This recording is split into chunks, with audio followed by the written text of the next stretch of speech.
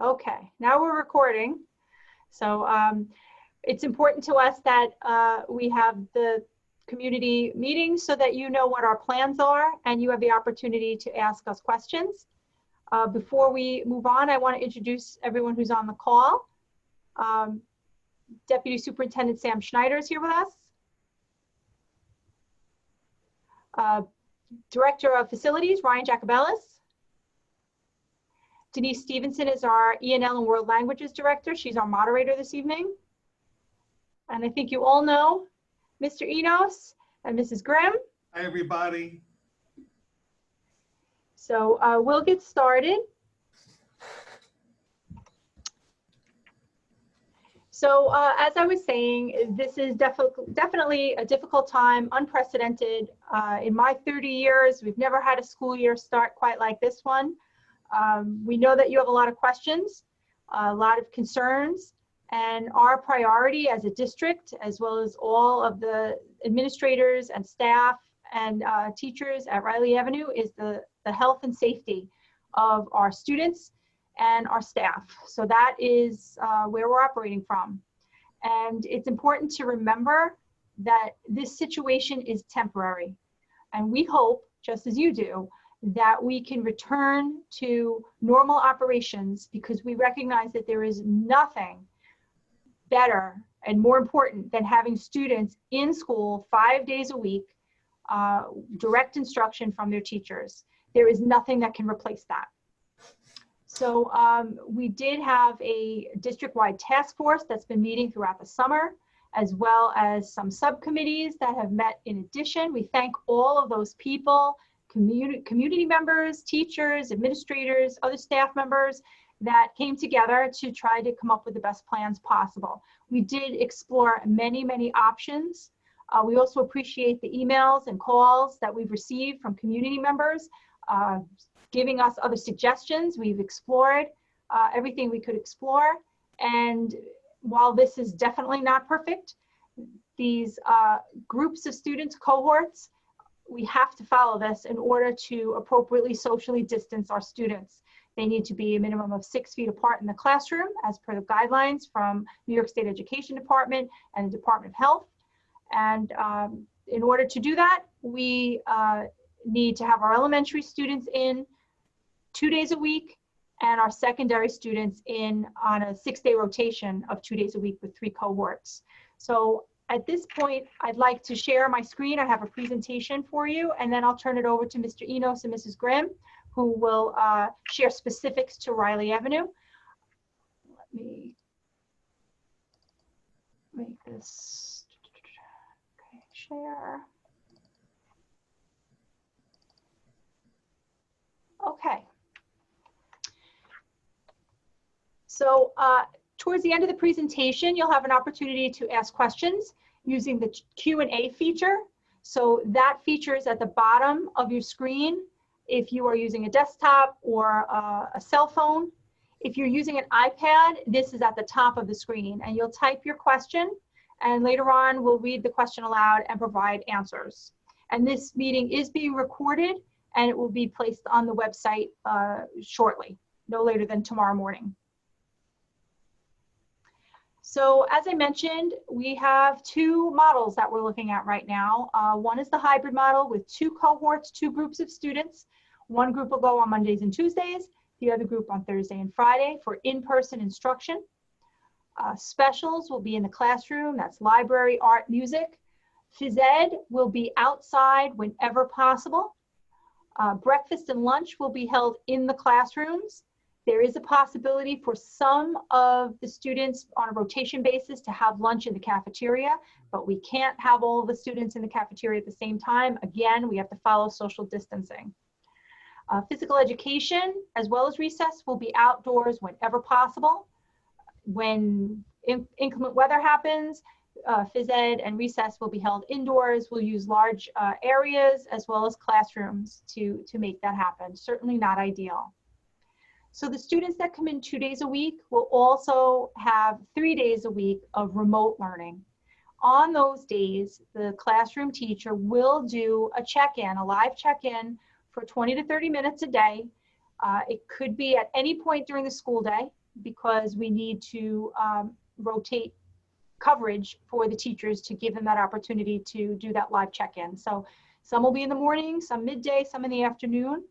But we do ask, please remember that when your child is in school on Monday and Tuesday, the Thursday, Friday students are home and vice versa. And the teachers can't do two things at the same time. So their primary responsibility is to the students who are in front of them on those 2 days of in-person instruction. So it's a very challenging time. The teachers want nothing more than to work with all their students all the time, but there are limitations in what we can and can't do. So besides the daily check-in, the students will receive work and possibly some recorded lessons via Seesaw for grades K through 2 and Google Classroom for grades 3 and 4. For those families who are choosing the full remote or full virtual model, the students will be grouped by grade level, and that may occur across the district. So thank you to everyone who completed the surveys. We're in the process of analyzing that data. The building principals have the information. They're looking to see how many students in their buildings by grade level are opting for the full virtual, full remote, and information will be sent home probably by the end of next week, letting you know who your child's teacher will be. Now, it is possible that we'll be grouping grade levels across buildings, so it may not necessarily be a Riley teacher that's working with the students on the full remote, full virtual model. So those details, the fine details are being worked out. Though on full remote, there will be a daily check-in, probably multiple check-ins. There will be recorded lessons, and the teacher will be available throughout the day for the students on full remote to check in, check their work, provide additional support. Again, the assignments will be posted on Seesaw for grades K through 2 and on Google Classroom for grades 3 and 4. And we've had a lot of questions about families asking if they could opt back into hybrid or out of hybrid into full remote throughout the school year. And we're trying to accommodate families as best as we can. We recognize that every family has a different situation. And we just ask that if you're requesting a change from virtual to hybrid or vice versa, that you give us about a week, 5 school days, maybe a couple more, maybe a couple less, so that we can make that happen to the best of our ability and in the best way possible for the student. So students will continue to receive remedial reading and math, AIS services, resource room services, as well as English as a new language services during the in-person instruction, as well as during the remote learning. And self-contained students, they will attend in person at Riley on Mondays, Tuesdays, Thursdays, and Fridays. So we needed to do that in order to meet the IEP requirements as well as the specific skills noted on a student's IEP. I have secondary information. I won't go through that now, but I will on Thursday if you tune into the general information meeting. Grading and attendance. We're moving back to regular report cards. I know in the spring it was a little challenging. It was kind of, we didn't expect to be out for as long as we were out when we first got the news that we needed to close. And so by the end of the spring, we made the decision for elementary students that they would receive progress reports as feedback. But now in this school year, we recognize the importance of providing full report card grade information. So Riley families will get that in December, in March, and in June, as you did in previous years.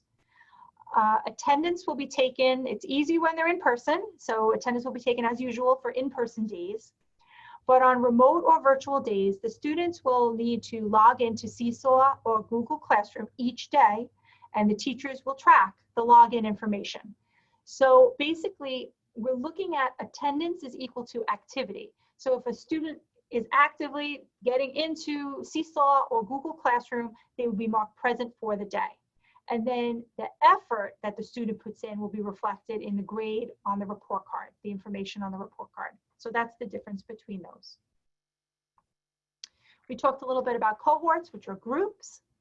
In kindergarten through 6th grade, the principals are working together. So the Pulaski principal, Mr. Burke, is working with the K4 principals to put siblings or household members in the same cohort, unless, of course, families request otherwise. So if you have a specific request for specific days of in-person because of childcare issues, or if you need a student to be in a cohort with another student because of childcare purposes or something with siblings, please be sure to reach out to Mr. Enos and Mrs. Grimm, and they will make those accommodations for you.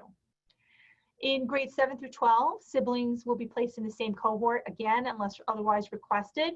And those cohorts 7 through 12 are alphabetical, but there may be some exceptions needed in order to balance the cohorts. And again, in secondary, the students will attend in person 2 consecutive days in a 6-day cycle. So if they go on days 1 and 2 out of 6, 1 week it might be Monday, Tuesday, but then the next week it will be Tuesday, Wednesday, and the next week Wednesday, Thursday, and so on. So it is possible if you have multiple students in multiple buildings that you may have an elementary student at Riley and a student at the middle school and a student at the high school. And you may request that your middle school and high school students are placed in 2 different cohorts, because then they'll be home on different days, and that may be helpful for you with your elementary student for childcare purposes. So again, please reach out to the principals for those requests. And specific information as to who your child's teacher will be and what days they are scheduled for cohorts will be sent in the summer mailing, which will go out at some point next week. So students will have to wear masks as well as staff members all day, every day. That includes when they get on the bus in the morning, when they enter the building, walking through hallways, using bathrooms, common areas, and in the classrooms. Those mask breaks will happen 3 minutes every 30 minutes for elementary students.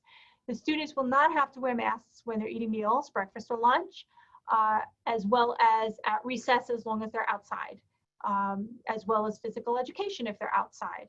So we will be keeping the students socially distanced, 6 feet apart in the classrooms, and as best as we can outside, but we recognize that the ventilation outside is definitely a positive for not having to wear masks. So we do ask parents and guardians to provide masks for your children every day. We suggest an extra mask or 2 in the backpack just in case it goes missing or if it gets dirty or spilled on. If a student gets on the bus in the morning and doesn't have a mask, we will have masks on the buses to provide. And same thing, if you drive your child to school and they start to enter the building without a mask, we'll provide the student with a mask. So again, it's important to remember, especially with elementary students, they're probably not used to wearing a mask for that length of time. When they've been home in the summer and throughout the spring, you're home. You don't need to wear a mask around the people that you're in your family. So please be sure to wash those masks frequently. The students will be using them more often than ever before, and they do need to be cleaned on a regular basis. So moving on and continuing with health and safety, if your child has any symptoms of COVID-19 and or fever over 100 degrees, please keep your child home from school. We recommend that you consult your medical provider to determine if COVID-19 testing is necessary.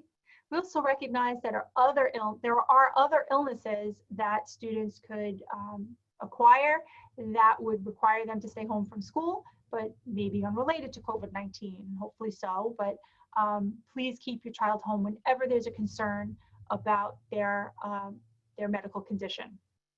So if a student does become ill during the school day, that child will be sent home and advised to see a physician, and the child will not be permitted back to school without a letter from the physician stating that they are not infected with COVID-19 and they are safe to return to school activities. We will have an isolation room in every school. So if a student comes into school and is ill upon arrival or becomes ill during the day, the student will be in the isolation room until picked up. And that isolation room, as soon as the student leaves, will be disinfected right away.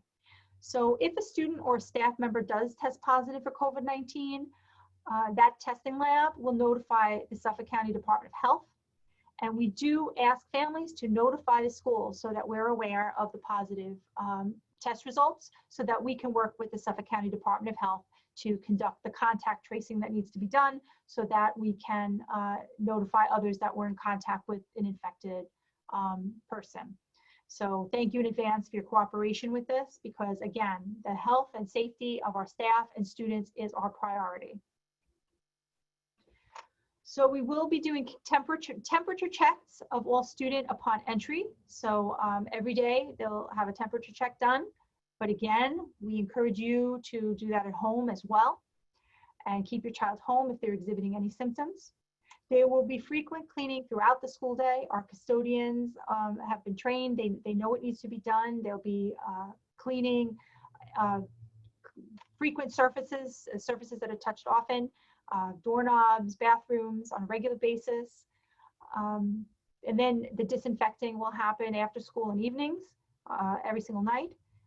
And we purchased Lexan barriers for small group instruction and individual services that students require or attend.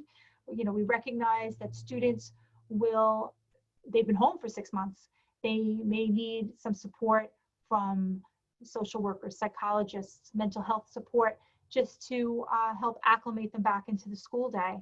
And we want to be able to keep everyone as safe as possible when they're having small group conversations or one-on-one conversations with service providers. So those barriers will be in place to help that, still with wearing a mask. And classrooms. A lot of the furniture has been taken out of the classrooms so that we can fit as many desks as possible that are 6 feet apart. We're following all of the guidelines required for measuring the desks. The desks will be faced in the same direction. And the students will still be wearing masks even though they're 6 feet apart in the classroom. So this is a sample of what the hallways will look like. Right now, this is the high school. All of the buildings will have markings placed specific to their buildings to help control traffic flow and promote social distancing. Computer devices. We purchased additional devices. We're grateful to donations that we've received as well. And if you indicated on the survey that you need a computer device for your child, or if you contact the building, we will do what we can to make that happen for you.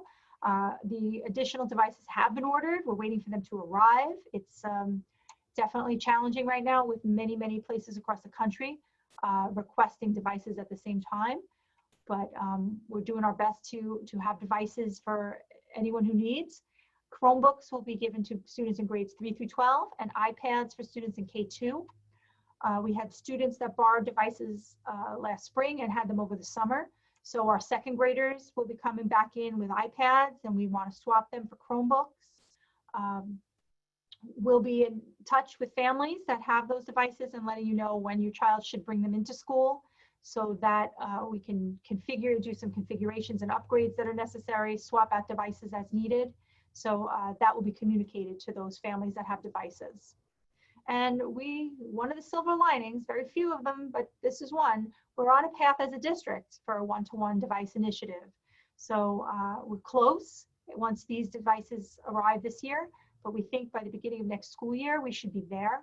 And that will be terrific, that we would be in a position where students would be able to bring devices home every day once we're back to normal instruction, and then bring them in every day and use them in the classroom. And our teachers have been wonderful, learning from each other, attending professional development on how to use instructional technology and software smartly to enhance the education for all students. So we'll be continuing to provide professional development for teachers throughout the school year to support them in this. One thing I didn't mention earlier was about Wednesdays. So on Wednesdays, none of the K-6 students will be in attendance, but the teachers will still do a daily check-in with their students that day on the hybrid model, as well as the teachers that are handling the all virtual students.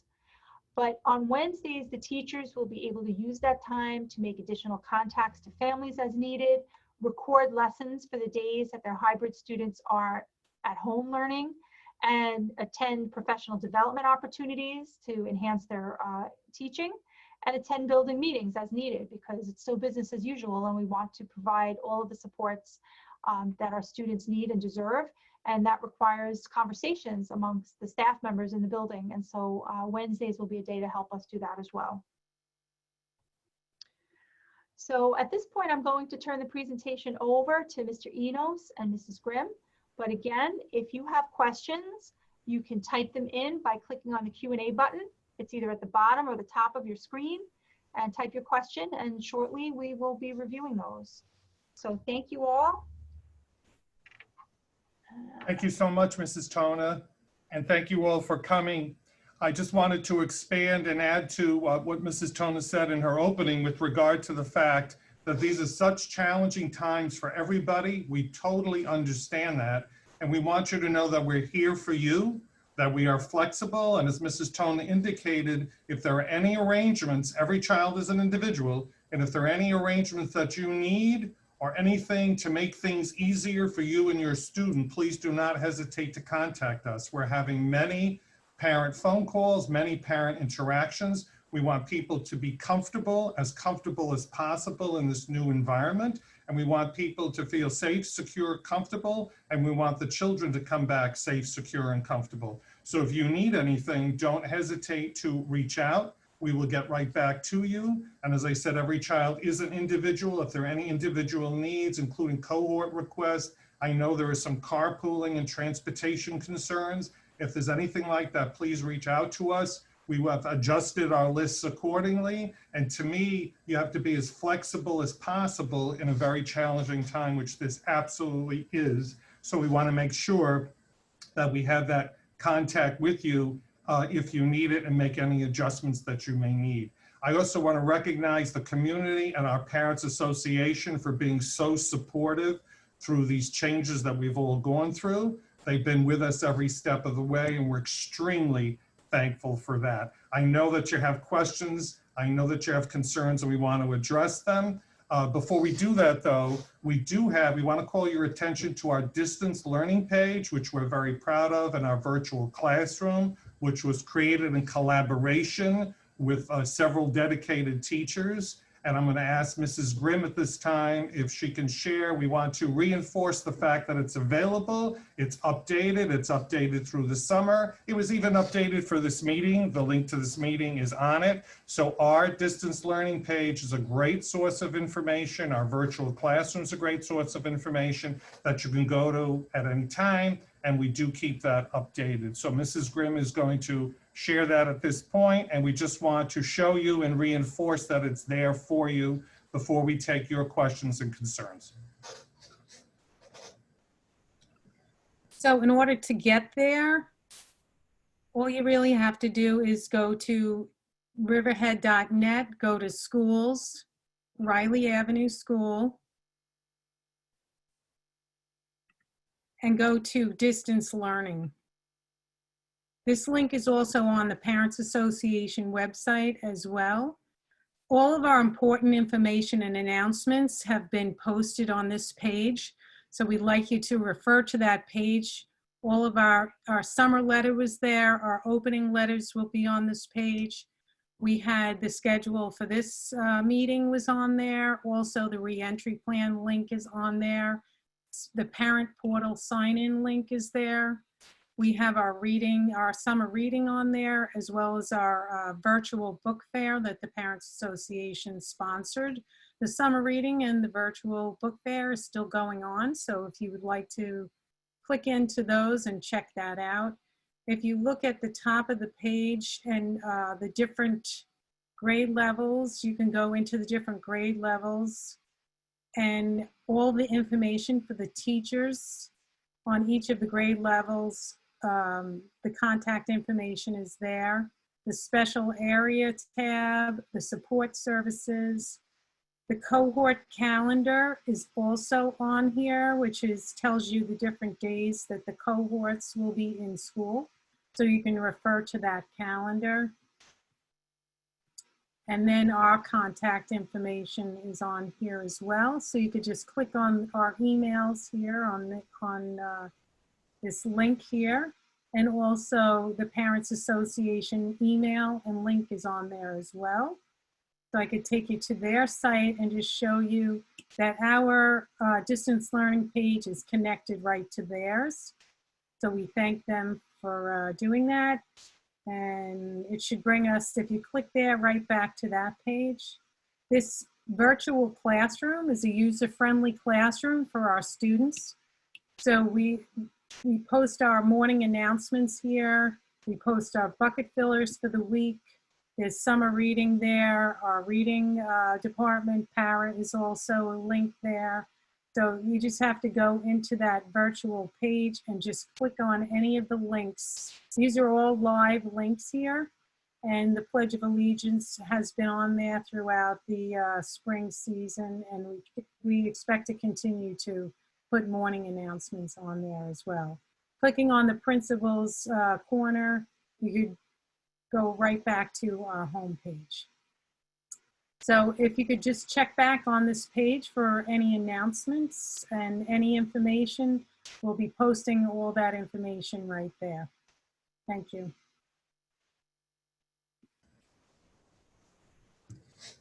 Thank you. We're up to the point for questions and answers. And before we go to that, Terry Culhane is our Director of Security. He joined us at the beginning of the meeting. So thank you, Mr. Culhane. So Ms. Stevenson, you want to start reading us the questions? Yes, thank you. So our first question, and a couple of these questions came in before the presentation was complete, so we may have covered that, but I'm going to go through everything anyway. So the first question has we have a child in each of the Riverhead schools, Riley Middle School and Pulaski. If we keep them home to work remotely, will it be full days for the week? Yes. If it's full remote, the work will be posted and there'll be opportunities to interact with the teacher that's assigned throughout the day. Some of the work will be self-directed and some of the lessons will be recorded, as well as check-ins that will be live. So if you have any specific questions about that, you could feel free to reach out to the principals. I would give them at least another week because they are busy trying to place the students in groups with teachers and cohorts. So thank you. Okay. There's a mom who would like to know if she's going to homeschool her son the same way we did in March due to COVID-19. Okay. Again, it's definitely different from what it was in March. We've learned a lot from the spring, and we've made changes that we think will be a step in a better direction. So students, depending on the age level of the student, they will still need some support at home to help navigate things. And you know, the virtual teacher will be communicating with families as to what time the check-ins will be. And there'll be information posted in Seesaw for K1 and 2 and Google Classroom for grades 3 and 4 as to what the assignments are and how to turn them in to the teacher. And then again, the teacher will be in contact with the parents to help give the direction as to how the day will go and how the week will go. There were a couple of questions. The same people asked the same question, so I'm just going to do it once. Will before care and after care be available at Riley Avenue? Mr. Enos, you want to elaborate on that one? Oh, you're muted.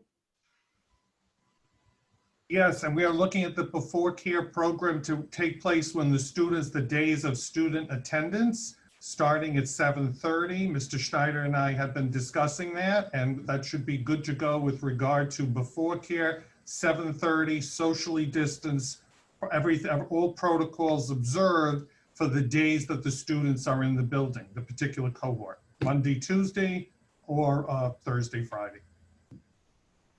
And then aftercare? Rascal? Yeah, so Rascals is probably going to run. We're working on the details.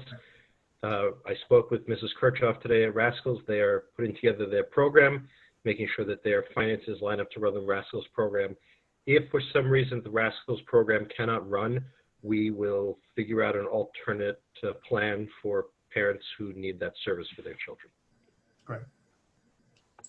Thank you. When will we learn which cohort and teacher assignment our children will receive? So they should get that in their letters. The letters will be going home sometime next week. It'll tell you who your teacher is and also the cohort that your child will be in. And we're literally working on that as we speak. So once again, if anyone has any preferences or concerns, this is a good time to reach out within the next day or two while we finalize that. The next question, how will a class be handled if a child or teacher have symptoms while working? And also, will parents be notified? My biggest concern is not being told about a COVID case, and we know there are HIPAA laws. Mr. Culhane, could you take that one? Oh, you're muted. I'm sorry. So any student or staff member will be immediately placed on isolation at home for at least 10 days. School staff will then assist the local health department, in this case Suffolk County, with their contact tracing efforts. Now, the Suffolk County Department of Health are not going to initiate anything until there is a positive COVID test. So again, if someone is suspected of being COVID, they're going to be sent home for isolation and asked to immediately seek the advice of a physician. If the physician feels that there's a danger to the general public, he will in fact notify the Department of Health, and we will act accordingly based on their guidance. Next question, will school lunch be available for students, or will all students need to bring a bag to lunch?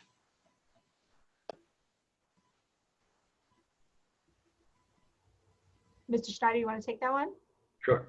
We will be running the cafeteria program for both breakfast and lunch for students in all of our buildings. Will students need to log into Seesaw at a specific time each day, or can the login be at a variety of times? The logins will be at a variety of times. The lessons will be posted because we recognize that every family is different. The check-in times will be set by the teacher, but if a student can't check in during that time, there'll be no penalty. Attendance will be taken by either the check-in and or the work being attempted in Seesaw or Google Classroom. And then this is a similar question, but more specific. So can you please explain how the daily check-ins will work when a child is at childcare during the day and doing schoolwork after the working parents come home? The daily check-in will be at a specific time that the teacher indicates, but it will be during the school day, during school hours. So if your child is at a childcare facility and can't log in during that time, we would encourage the parent to reach out to the teacher. If it's a student that's on hybrid, they'll have the 2 days of in-person instruction with the teacher. So those would be the days to reach out to the teacher because the teacher is focusing on the students that are in person in front of him or her. If the student is on full remote, there will be a teacher assigned to you 5 days a week. So just as if you were going to try to contact a teacher during normal times, sending an email would be probably the best way to contact teachers, and teachers will respond. And then this one is more specific about how that's happening. So how will teachers be checking in when remote? Will it be Seesaw, telephone, or Zoom? They'll be using Google Meet for the check-ins. So that's another app that's through the Google Suite. I believe it's part of Clever. So in the Clever login, you can reach Google Meet through the Clever login. They're all nodding, so it's true. Okay. And then, do students need to log into Seesaw on the remote days during the school hours in order to receive credit for that day's work? I would like to be able to help my children with their schoolwork rather than the childcare provider. However, I work and will not be home until after school hours. No, the check-ins on Google Classroom or Seesaw, not the check-ins, the work being done on Google Classroom or Seesaw, it's designed so that it's flexible. So as long as the student gets on there at any point during the day, and there's some flexibility with the teacher to, if they log in and don't finish the work till the next day, if it's on a remote day, there's some flexibility. The teachers will share that with you. The idea is the attendance piece is to log in each day to get attendance credit. But some assignments might be multiple day assignments, and that's okay too. Then will attendance policies be amended to take into consideration COVID-19 absences, since it could potentially create more absences than typical? Our attendance policy will probably not be amended, but we recognize there's absences, there's excused absences and unexcused absences. And if a student is ill, that's an excused absence. So, we're trying to follow the normal protocols as best as we can, because we do hope that at some point during the school year, we will return to full in-person 5-day-a-week instruction. And we don't want to make too many changes that would require us to make changes mid-year back in the other direction. So at this point, we don't see a need to amend the attendance policy. If a child is sick, with a doctor's note, that's an excused absence. Then there's a link to the CDC recommendations, and the question is, have you looked at the CDC's recommendations about the reopening of schools? The website is above. The lack of in-person education disproportionately harms low-income and minority children. The majority of our children within the district fall into those above categories. The majority of children ages 5 through 17 in the district fall 1.5 times below the county poverty level. Why are we not educating the children in the district the next best way possible if we cannot be in person? Remote education should mimic the classroom on the inside. It should be interactive, where children can ask questions during the lessons. They should be able to raise their hands and interact with their teachers.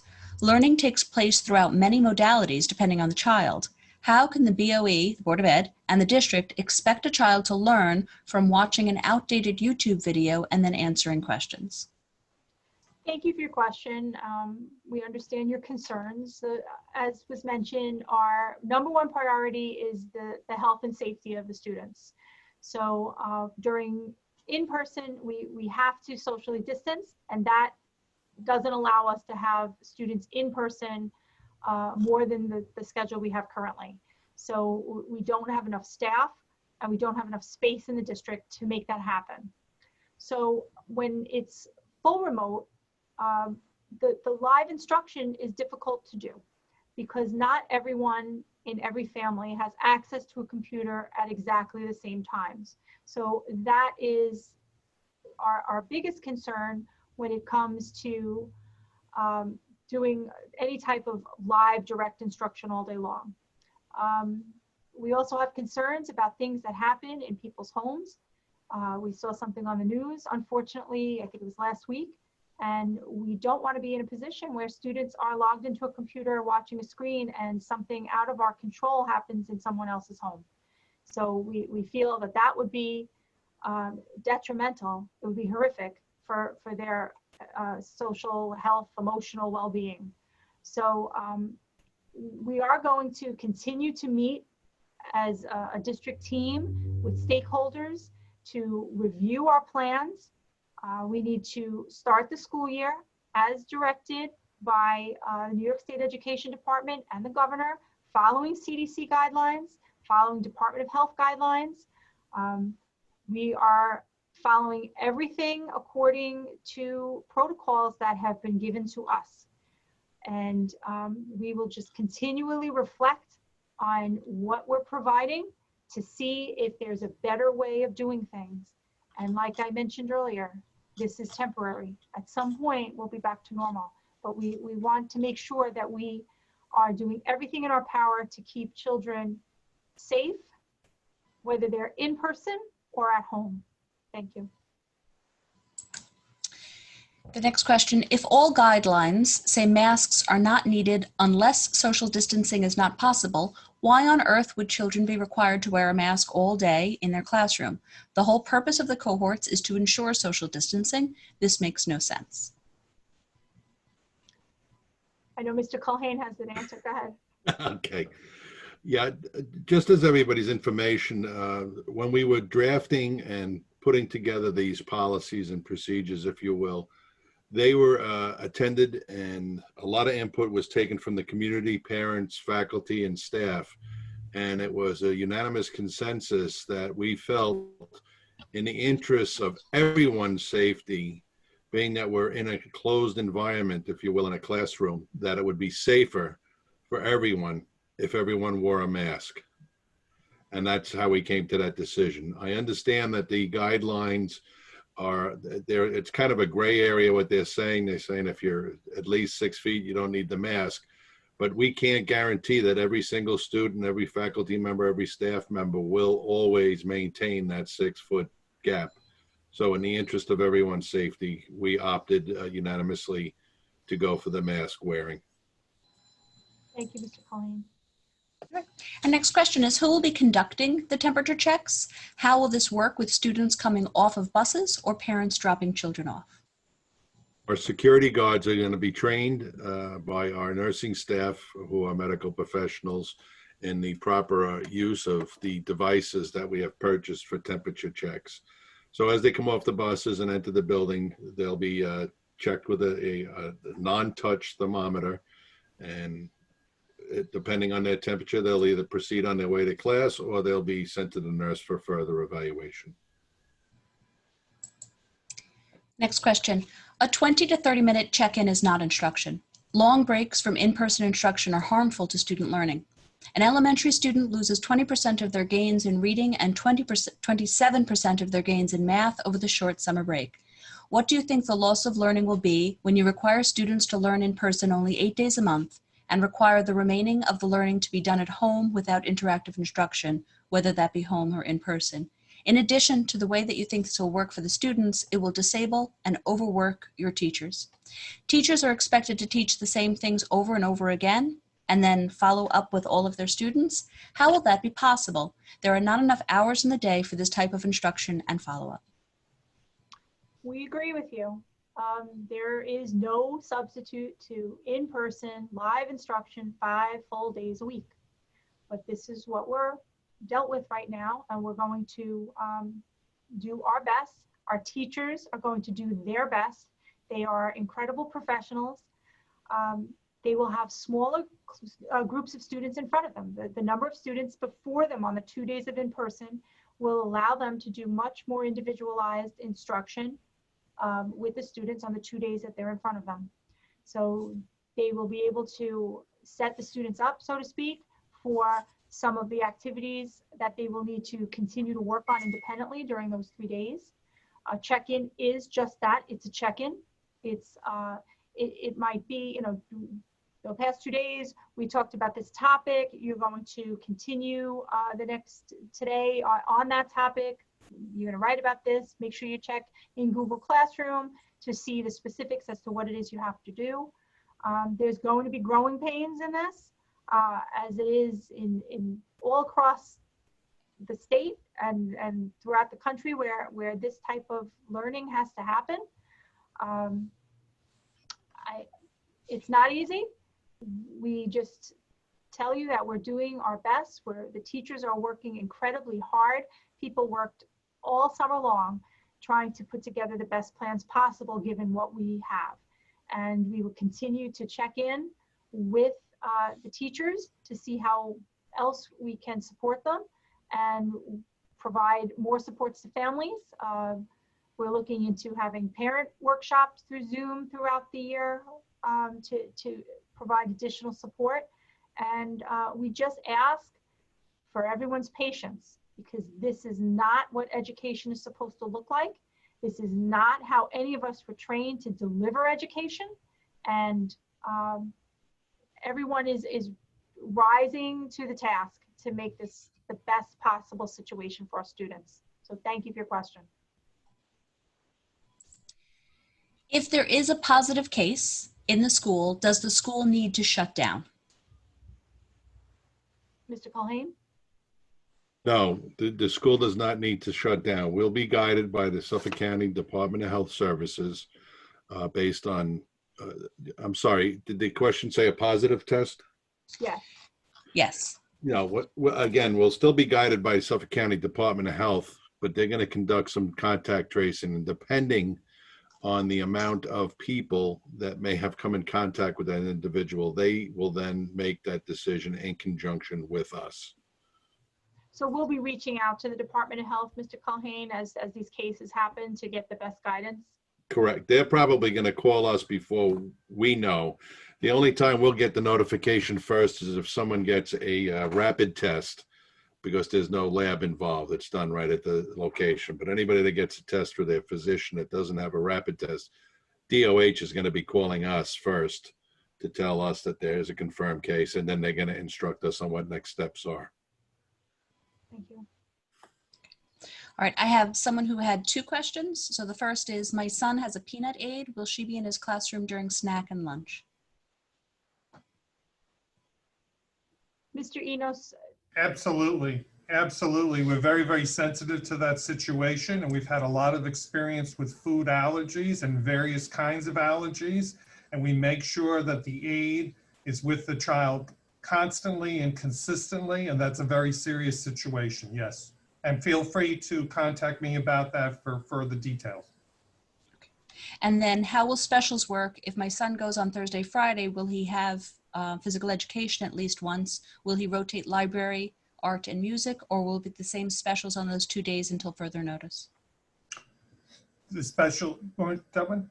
go ahead. Specials are on a rotating basis. The students will have a rotating schedule. The specials are primarily push in for health and safety reasons, with the exception of physical education, because we want to make sure the kids get outside as much as possible, especially while the weather's nice. And we also know that outside is a safer environment, that they can use our fields, which we have pretty substantial fields. So the answer to the question is they're having their specials on a rotating basis. They're not set in the sense that set by the cohort. They rotate, so the children get all the specials on a rotating basis that push in, except for phys ed. Okay, this is a question I think we've already covered, but is there going to be before school childcare available? Yes. Yes. On the days of the cohort days. Right. Since a lot of parents will be dropping their children off instead of using the bus, what will the drop-off process be like?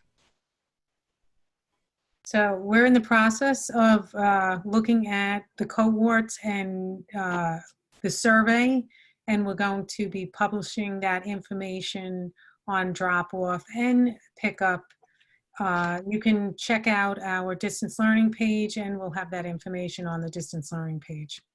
And I literally have that information in front of me now that Mrs. Grimm and I have been working on today. And obviously, we're looking at volume and numbers, which we're concerned about. We realize that there may be more drop-offs than usual. We're aware of the fact that there'll be more carpooling than usual, absolutely, under these circumstances. I totally understand that. We get it. So what we're doing is, Mrs. Grimm indicated, we want to know the volume, and we're going to, once we know the exact number, we're going to place drop-off pickup accordingly so we can spread it out as much as possible. But I just wanted to add, for the pickup process, as we've always had, parents' licenses will be checked. So if you want to drop that off ahead of time or mail it in so that we have that information, that would be a good thing to do. Yeah. Knowing that when you're dropping your student off and picking your student up, give yourself extra time in the beginning so that throughout the process that it's going to be safe for all the children, because it is going to take a little bit more time in the beginning. And also, just while we have you, emergency contacts are so important, updated, especially in these times, updated emergency contacts with current phone numbers, people who can come if necessary, obviously very important, all part of that process. So that's very important as well, to have that updated information so we can contact you. Next, what if we decide to send a child back to school after 30 days of no COVID issues in the school? Will that be allowed? Yes, we're allowing flexibility. We understand that people's situations may change. We just ask that you give us plenty of notice, and it may take us 5 to 7 school days to be able to make that happen. But we are looking to allow families to switch between full remote and hybrid should they make a decision to switch later once the school year starts.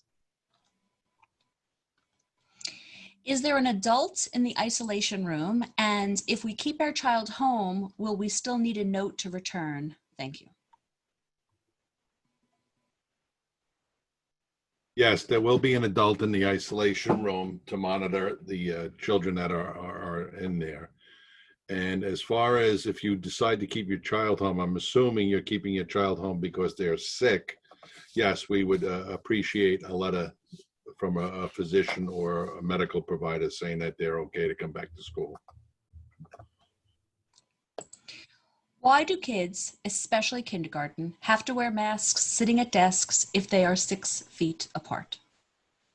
Again, we felt it was in the interest of everyone, especially with kindergartners, how difficult it is to keep them apart because they like to play with each other. They're never going to be able to maintain that 6 feet, no matter how many teachers we have to try and maintain that.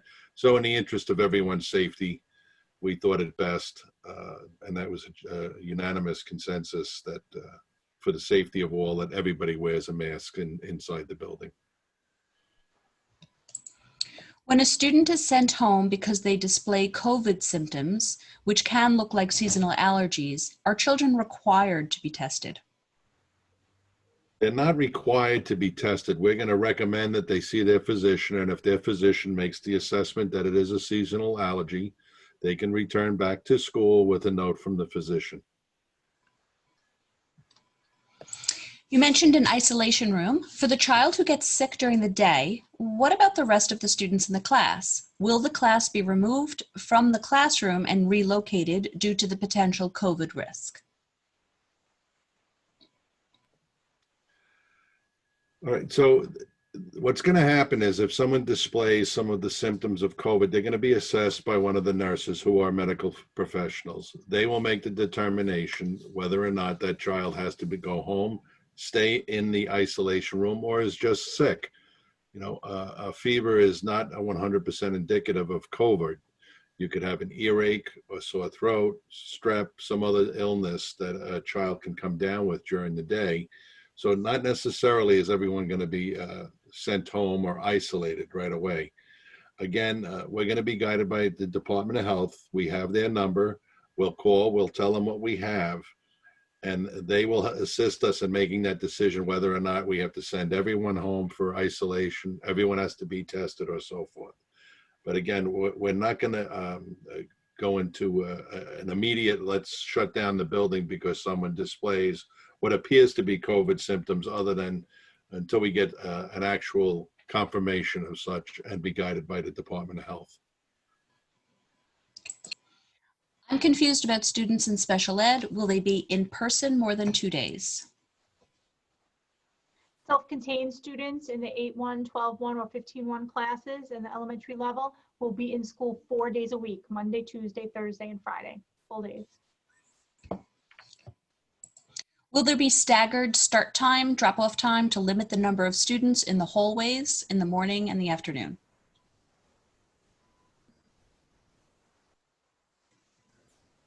I gotta click in. Yeah. Yeah, that depends. That's the volume piece that we discussed earlier. The volume piece is critical, and that's what we're determining as far as, because you know we have the parent loop. We have 2 sides that we can do this. So we're looking at the volume, and that's going to be communicated in our packet that we're going to be sending out next week. So those details are number driven, and that's what we really have to assess. Are there any full day options for parents who work full time? Unfortunately, the district is not equipped to provide any childcare options, and we don't have the space or the staffing that will allow us to bring the students back on a full-time basis, not until the social distancing requirements are lifted. We hear you. We understand the difficulty that this poses for many families, and we wish it could be something different, but at this time we can't accommodate any of the students full-time. Will remote learning days be complete independent work with teacher content for 20 or 30 minutes, or will there be a schedule for students to follow to keep them engaged in the process? For the students on the hybrid model that are in person with the teacher for 2 days and then home for 3 days, there will be that 20 to 30 minute check-in each day. And then the teacher may provide a suggested schedule. It's possible, but we have to keep in mind that not all the students have access to their computer or at the same time. So the teachers will provide what the students should be working on throughout the day. It's something that the teachers will definitely, we can have conversations with the teachers about creating some type of an order in their assignments in Seesaw and Google Classroom. And we want the students to be as successful as possible, but we also recognize that different families have different situations, and we can't require everyone to be doing all of the same work all at the same time when they're home. Because as someone had mentioned earlier, the parent is working and they want to be able to work with the child when they come home from work. So people work at different times of the day. So for all of those reasons, it's hard to mandate a specific time to do assignments when we don't know what's happening inside people's homes. No information was given for school supply list and kindergarten screening. You're muted. So Katrina. the kindergarten students will be placed in classes by color. And when we have them in for the first couple of weeks, we'll be screening the students. And then the teachers are going to be sending their supply list requirements out when we send home the class placements. And we obviously feel badly with regard to kindergarten orientation not taking place as the way it normally would. We all do. And as Mrs. Grimm indicated, those first 2 weeks are to really get to know the kids and to assess them and get to know them and really place them properly. And if I could just add to that is that the K-4 principals and assistant principals work together. We had the conversation about kindergarten screening back in the spring and what was the best mechanism to make that happen and keep people safe so that they, in the spring when we weren't allowed to be in school at all, how were we going to do kindergarten screening? So a lot of thought went into the process. Teachers gave input on that as well. So that process will happen once the students return in September. Right. I'm also curious why this parent meeting was scheduled during a time when most parents are commuting home from work. Why wasn't this done in the evening?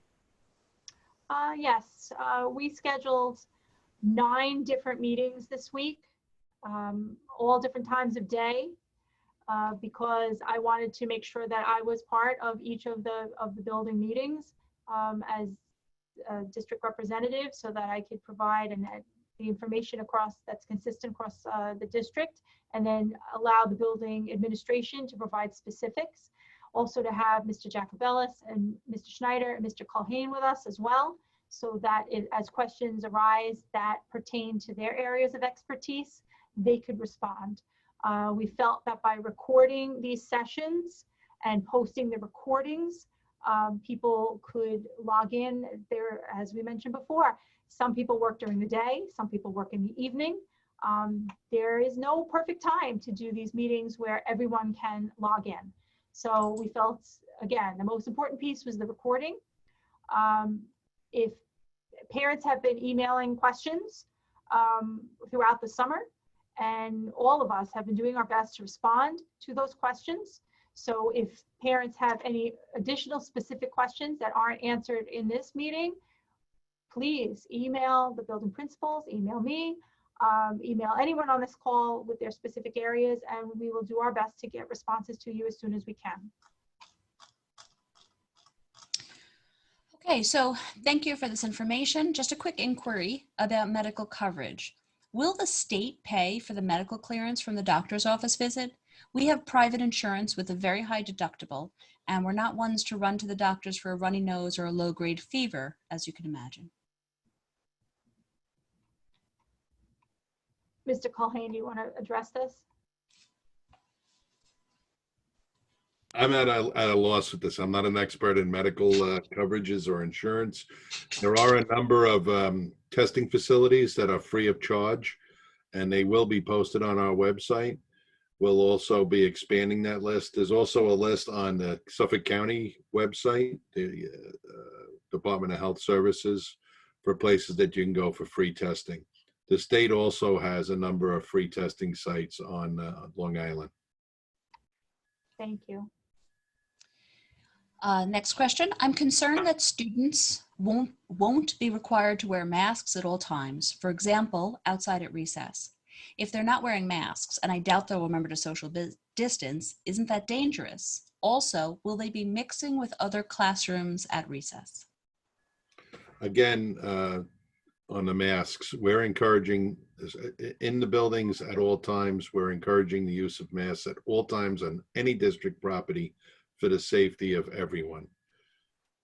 And just to follow up on that, that's a very good question, because recess isn't going to be the way it was. In other words, we're not having whole grade levels go out to a playground for recess and interact in that fashion. Recess is going to be very much separate, students by class, students by group, emphasizing the social distancing. That is a good question, because this is the new way we're doing things, that yes, sending children out to play as a grade level and interact that way, we're not doing that anymore. It's very much social distancing, staying with your group and observing that. So that's a good question.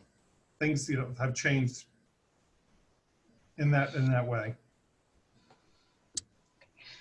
We have a few questions that are kind of asking the same thing about the check-in. So I'm just going to choose one of them, and if we can repeat that answer, and then I'll try not to ask that question again. But is there going to be a schedule for teacher check-in? Will these schedules be provided before the school year, or will they be developed by the teachers with their own classes? And there are also some other people inquiring because they have childcare issues and the flexibility of those check-ins. Yeah, there's for the hybrid model, there's not going to be much flexibility with the check-ins. The Mrs. Grimm and Mr. Enos, as well as the other principals and assistant principals in the other buildings, they are creating a schedule where they can use other staff members to relieve the classroom teacher on a scheduled basis for 20 to 30 minutes, so the teacher can go to a location in the building and do that check-in.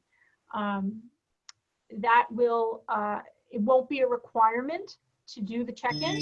We're providing that as an additional way for students to have contact with their teacher when they are on their remote days, to supplement the 2 full-time in-person days.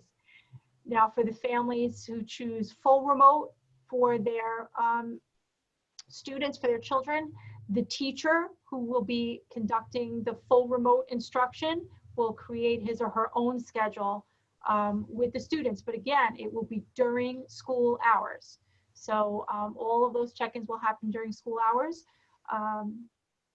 And other than that, the recordings of lessons as well as assignments will be accessible at all hours through Seesaw or Google Classroom. Okay. Has plexiglass been ordered for any classrooms that can be used as dividers at the tables in the classrooms? We've ordered a product that's a polycarbonate. We're not allowed to use plexiglass, Lexan or Herzog. And yes, we've ordered dividers to be used for certain applications in the classrooms, small group instruction, psychologist's office, one-on-one areas, stuff like that. Yes, we've ordered it. Will there be any type of kindergarten orientation?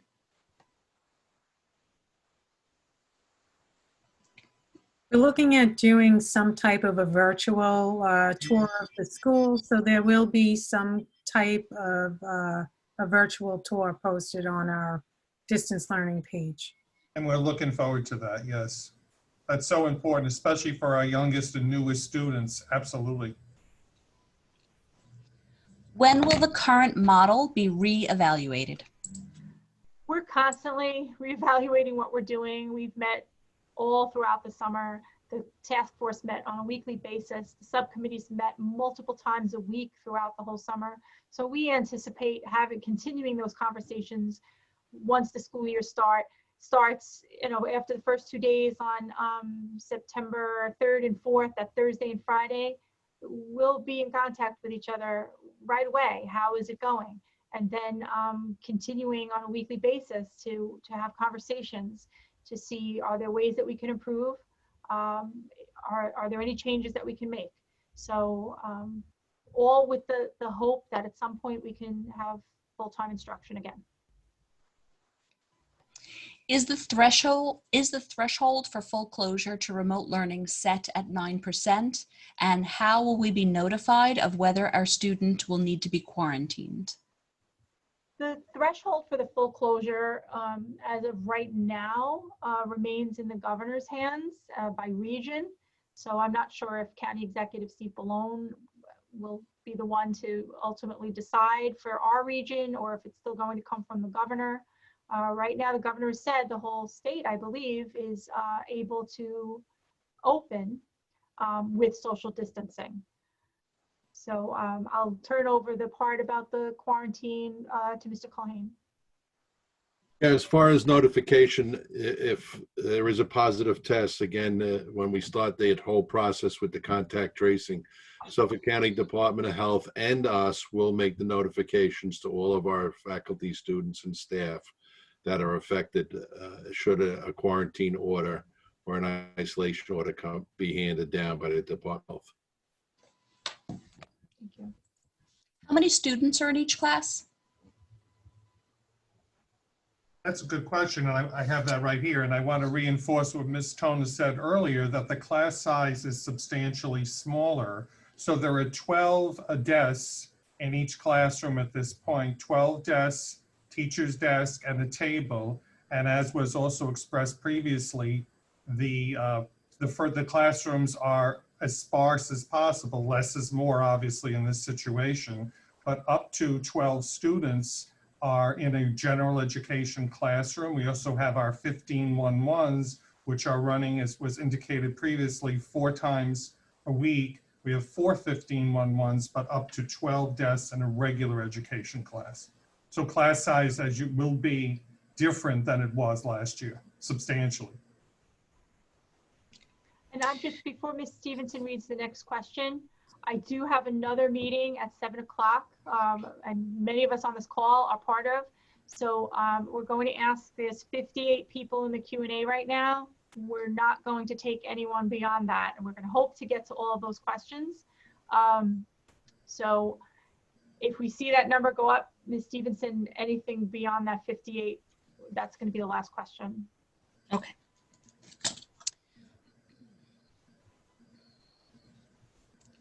All right. I think it's very important that the students have more breaks and recess outside, not just one recess per day. Having at least 2 should be provided.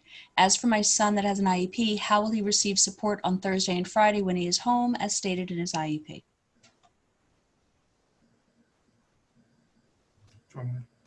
Did you have a schedule about, I know the teachers can go outside at other times during the day? Yes, the one recess, in other words, recess may not be 1 time per day. We absolutely agree with the point that the questioner made. Yes. We're having, we're also, there can be a recess period, and also teachers taking the students out as well, because remember, we want to encourage the kids to be outside as much as possible, especially while the weather's nice. And we're all hoping for a winter like last winter, when you can really get the kids out. So yes, more than once a day, we agree with that. And then the other part of the question about the IEP, yes, we're going to try to meet all the IEP goals and accommodations as best as we can. That's the guidance that New York State Education Department has given us. If self-contained students, they're in 4 days, but we recognize that there are other students with IEPs that aren't in self-contained classes. and we're working to do the best that we can to follow those IEPs. Then there were a couple of questions about remote and wondering about the teacher. So I'm going to summarize with this one. For full remote children, will they have one teacher to touch base with regarding questions, etc.? They will have one teacher that it could be students across the district by grade level, but that will be their teacher of record, so to speak, while they are on full remote instruction. And that will be the contact person that parents and guardians and students will communicate with during this time. Is the district assisting with childcare needs? And then there's a related question regarding before and after care, wondering how they can sign up for before or after care. We had mentioned earlier, unfortunately, we are not able to assist with childcare needs. And Mr. Enos, what was your process for before and after care? Contact us. Yeah, contact us. We have the proper form. Contact us, no problem. Thank you. Okay. So we have a couple of questions about busing. One is how many kids are allowed on the school bus and what are the seating arrangement policies? And then just a general, what is it going to look like on the buses? Mr. Schneider, you want to take that? So the buses are being scheduled so that we have no more than 20 to 30 kids in the bus, depending on whether there are siblings who can sit together. We want to create as much separation as possible on the bus. The inside of the bus is going to look just as it did last year. Students are going to be required to wear masks on the bus unless there's some other arrangement that's in place for that student. But that's essentially how routes are going to look. It would be helpful in creating these routes if parents are sure that they're not going to take advantage of the bus service, for them to contact the transportation department or Mr. Enos or Mrs. Grimm to let them know that they don't need the bus, and then we can plan the route for the student not being on it and create some space for other students. And continuing with busing, what happens if a student gets on the bus and gets bused to school on the wrong day? So what we're doing is we're sending home color-coded tags that all students are going to have to put on their backpack, depending on what cohort they're in. So those tags, we'll let the bus drivers know about that so that hopefully they won't get on the bus on the wrong day or get dropped off. But if they do come to school, we'll probably be asking the parents to pick them up. We'll take good care of them before we call. How many hours a day are kindergartners expected to be doing distance learning? Again, that would be a conversation to have with the teacher, because assignments may take one amount of time for one student and a different amount of time for a different student. So it's important to have that communication with the classroom teacher about what's appropriate for your child. We don't expect students that are at home to be sitting in front of a computer for 5.5, 6 hours a day. That is not what we're looking to accomplish. As we mentioned, the teachers are going to be looking to create multi-day projects, things that can be done away from the computer, because we understand that learning occurs in many different ways. And then a question about students passing in the hallways for an arrival and dismissal, which we've covered, but more specifically, will there be staff to monitor social distancing in the hallway? Yes. Yeah. Yes, and so, besides the security guards, faculty and staff will assist in ensuring that everybody maintains social distance. There will also be markings, as you saw earlier in the slideshow, to help them visualize where they should stand while they're walking single file in the hallways. And also to expand on that, remember at our level with specials that are pushing in a lot to the classroom, you're not going to have the traffic in the hallway that you normally would. So yes, that would be greatly, the number of students in the hallway is going to be greatly reduced when you push in your specials and push in services as well. I think some of these questions may have been covered already, but there's a question about the separate location for children to attend during the school day if they're hurt and not sick, or are all students being treated in the same room? No, there's a separate isolation room in each building that is in the immediate vicinity of the nurse's office. so that the nurse can divide her time between the two places. As the medical professional, a staff member will also be assigned to the isolation room to monitor the children that are in there. So the normal course of business for the nurse will be handled in the normal nurse's office. The suspected cases or unconfirmed cases will be in the isolation room until they're picked up by their parents. Will adults be able to assist students in opening juices, lunch, and snack items due to social distancing? As we all know, kindergarten students have a hard time doing this, so there will have to be some kind of assistance for our younger students opening up juices. Just to put everybody's mind at rest, yeah, a close contact is a contact of more than 10 minutes with an individual. So this isn't going to be a problem if everybody's masked. And of course, you're going to sanitize your hands after assisting the child. So everybody will be fine. There are hand sanitizing stations throughout the building as well, which will allow people to be able to do that. We have a couple of questions about positive tests, and I think we've already covered that a couple of times. So I'm going to skip down to how will lockdowns and fire drills be handled? So we're going to modify they're still going to be done as required by law. We are going to modify the fire drills and the lockdowns so that we can do them with the social distancing aspect. For instance, we may take a number of classrooms, maybe 4 classrooms at a time for the fire drill, and we'll say classrooms 1 through 4, you're going to handle the alarm first so that we can get them out. And then we'll proceed to do the rest of the building as necessary until everybody is drilled. As far as the lockdowns, we're not going to ask all the kids or shuttle all the kids into a corner on top of each other for 10 minutes while a lockdown drill is conducted. The doors will be locked as normal, and then it'll be incumbent upon the teachers to explain what is going on and what would be expected had it been a real emergency.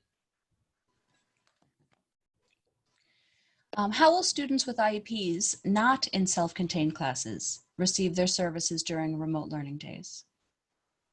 We'll be looking at staffing, and once we know the cohorts, making adjustments to the schedules to make sure that we're able to provide the services that are necessary as best as we can as per New York State education guidelines.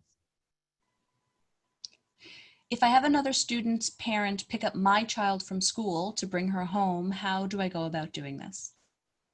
Yes, that's something that's happening. The carpooling is happening to contact us, and we will take it from there. Please contact us, and we'll be happy to discuss it. And carpooling, we have several students who are carpooling, drop off, pick up, and so on. So please give us a call, give the office a call, and we'll make arrangements. Okay. And then a little appreciation.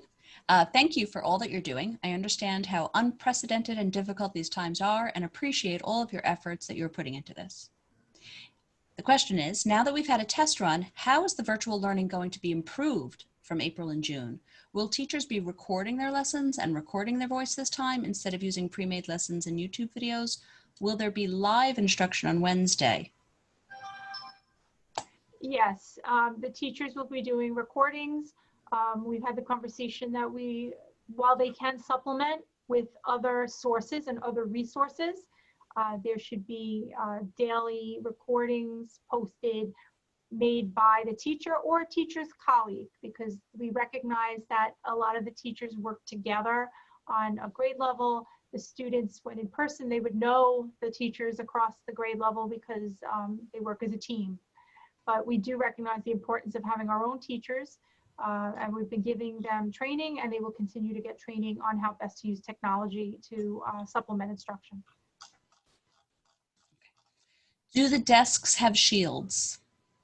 No, the desks do not have shields. Should I call to each school to find out which teacher my children will have? And how will the school know that I opt for remote for all of my kids? The buildings will be notifying families by the end of next week as to what the placements are. If you completed the survey, the principals and assistant principals know who has made the different requests because the survey results have been sorted and shared. And if someone didn't respond to the survey, please call the building as soon as possible. And someone at the building will be able to assist with the survey information. Then, sorry, I was just checking it for the bottom. Will teachers be solely teaching from the front of the classroom, or will they be moving around the classroom to assist students and work in groups? Like we've mentioned, it's important for the social distancing to happen, but everyone does have a mask and teachers are going to do the best they can to assist the students, keeping in mind everyone's safety at the same time. So there is a fine balance, but teachers recognize the need to assist students as best as they can. And we have put the barriers into classrooms for some small group instruction. And that's an extra precaution in addition to the using of a mask. So I think at this point, we need to start the school year and see what it's going to look like once we have students in front of us. You know, we have lots of plans and lots of protocols in place, and we're going to know what needs to be tweaked once the students are before us. I see Aquabog has released their supply list already. Is Riley able to do this now as well?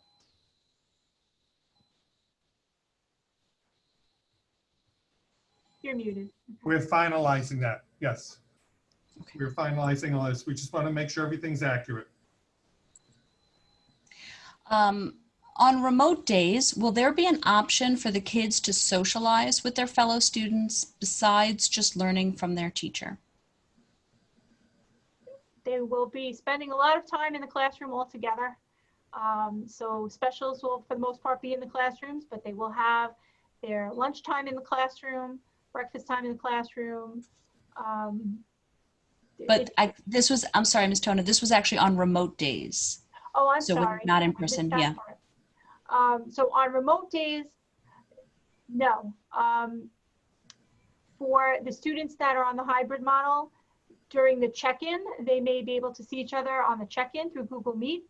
But beyond that, the school is not able to provide a mechanism to organize contact between students when they're all at home. There's some questions about the first 2 days of school. So do cohort 2 students go in September 3rd and 4th? Or if not, why aren't they going in on both days? We, for the first 2 days, that Thursday and Friday, we have the first cohort on Thursday and the second cohort on Friday. And then the Monday, Tuesday, Thursday, Friday will start the following week. So we did that purposefully so that in that first week, all the elementary students will be in at least one of the days. Are you planning on hosting one of these informational sessions specifically for special education students as their needs are different than typical students? Thank you for that. We could certainly look into that. I'll speak to Mrs. Mezzafaro, who's our director of PPS and special education, and see if there could be something scheduled for sometime next week. But thank you. That's a good question. If I get my son his own laptop, can I put the required apps on there? For example, Google Classroom. Google Classroom is a download that you could put on any device. So yes, that should be easy enough to do.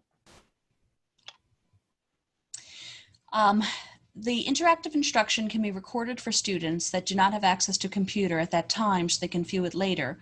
All of the what ifs. I know what situation you're referencing and it was horrible. However, what if I went for a walk and got hit by a bus? That doesn't mean I won't ever go for a walk again. You are directly harming student learning and the right to a fair education and harming the teachers by overburdening them.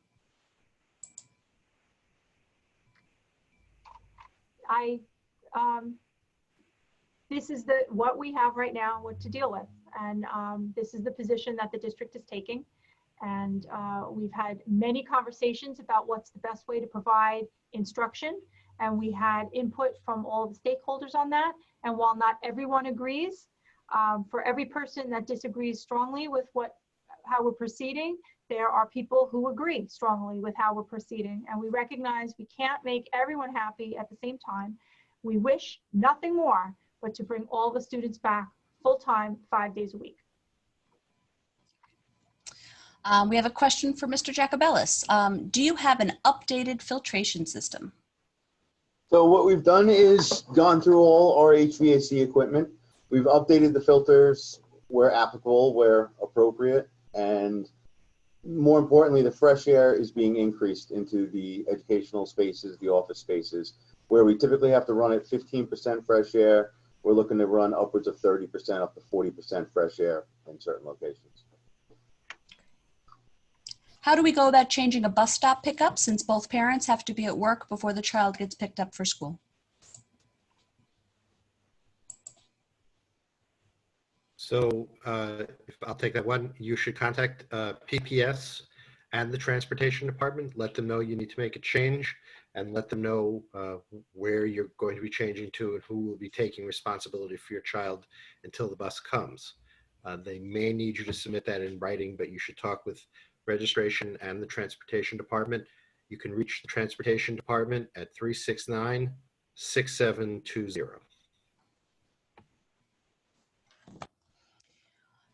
If a child's unable to make it to school on one of their assigned cohort days, can they check in attendance and work on an iPad that day, or is it counted as an absence? And would you need proof that it wasn't COVID-19?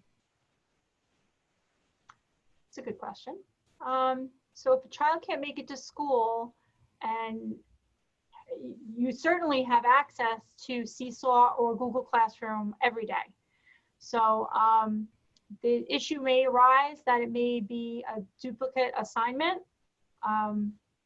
So if a student can't come to school or they're sick and they're home on remote, I would recommend that if they're not feeling well, if they have that day to feel better and rest.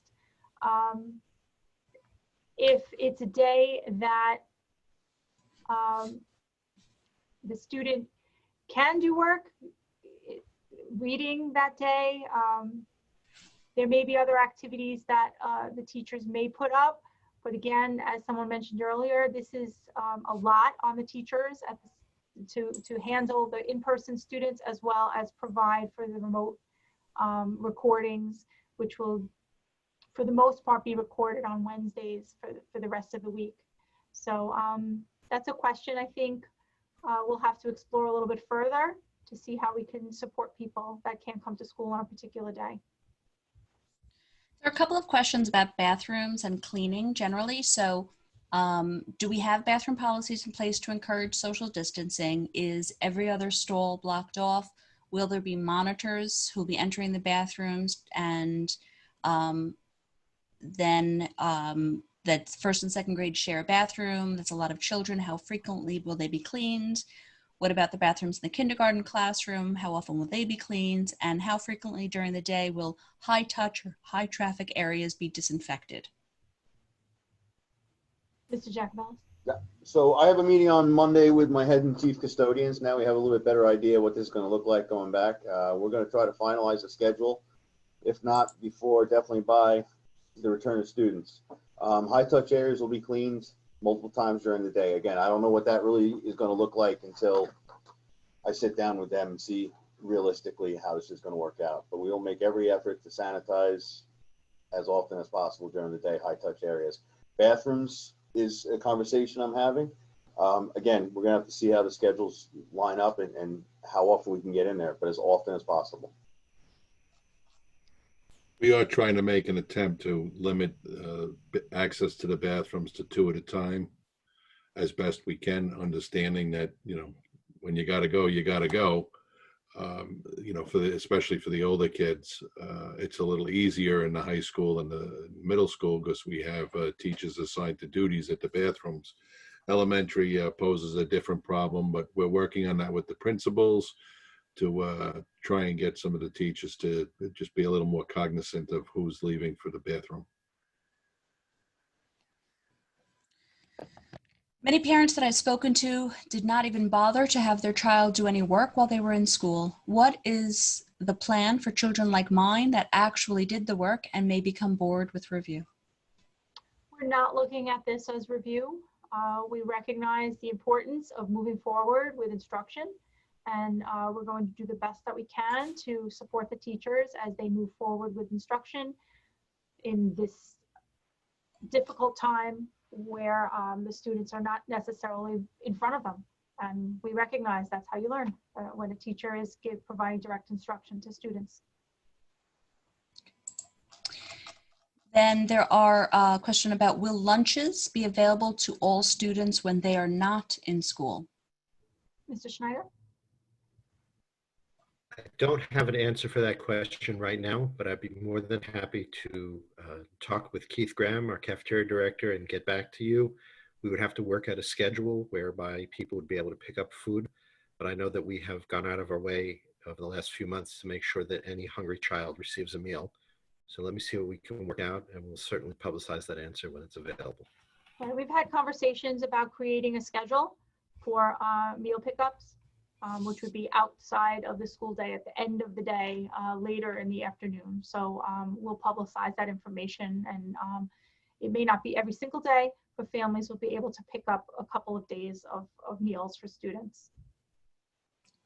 My child was diagnosed in February with having ADHD, and the school was notified, but testing never happened due to the shutdown. Will my child get tested as soon as school resumes and get the services they need right now? The special education department has been working on the outstanding requests for testing that have that were implemented and began in the spring but didn't get completed. So I would suggest that you contact Mr. Enos and Mrs. Grimm and just let them know that you're waiting on this, and they can explore what the status is. Will students be allowed to take home books from the school library and/or the classroom libraries? Not at this point, as far as, that's a very good question. The library is not going to be used in the way it was. And remember, the library is push in. Students will have books, they'll have their own, but not the free use of the library to check out books and bring books back and forth. We have to really limit that, and we're looking at limiting the classroom libraries as well. That's an excellent question, because again, the free use of books is something that we have always done, but we have to keep real close track of that. So yeah, the library won't be used in the traditional way it has been. There are a couple of questions about distribution of devices, specifically if someone doesn't have a device, if they need to pick one up for their student. Yes, we'll be creating a mechanism for distribution of devices, again, for those in need. We know many families still have them from the spring, but if you didn't respond to the survey and need a device, please contact Mr. Enos and Mrs. Grimm. And a couple more before we hit the last one. So who are the people who made this unanimous mask decision? The committee was made up of faculty, staff, and community members, parents. I don't have their names specifically right now. I was one of them as a chairperson, myself and Mr. Jacob Ellis, some of our school nurses, and a number of people from our faculty. What will happen with a student who continues to take their mask off?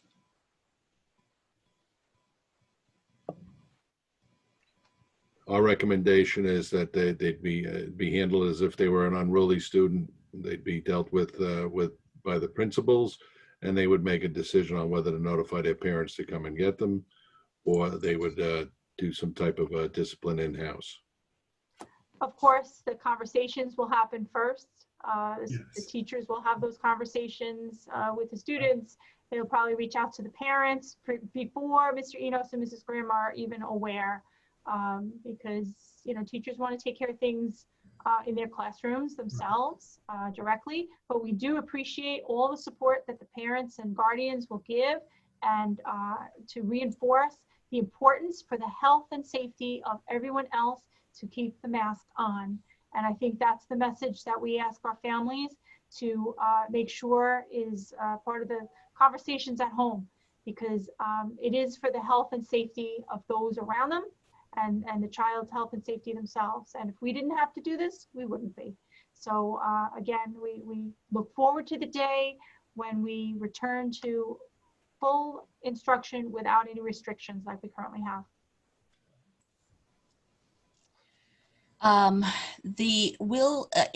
Is the ratio of gen ed and special ed students within the ICT classrooms balanced over the 2 in-person days? Yes. The short answer, yes, but absolutely, that's something, that's something that has to be done, yes. We're Okay. working on that.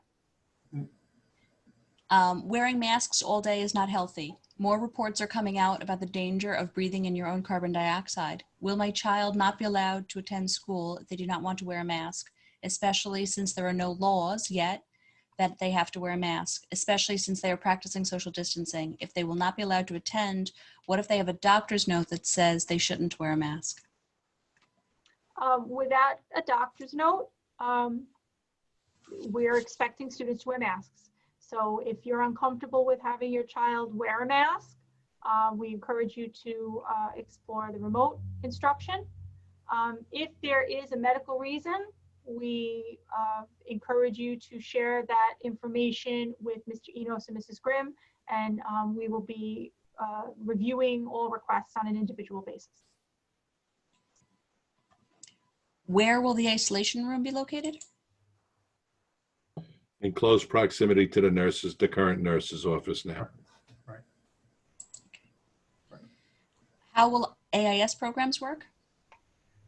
During in-person instruction, it'll mostly be push-ins. Schedules may be modified depending on the needs and the practicality.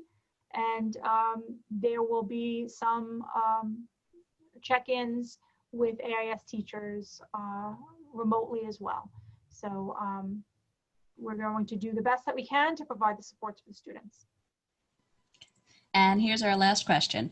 Is there a way for the children to see pictures of the classrooms before they go back? Some might be a little scared of the differences.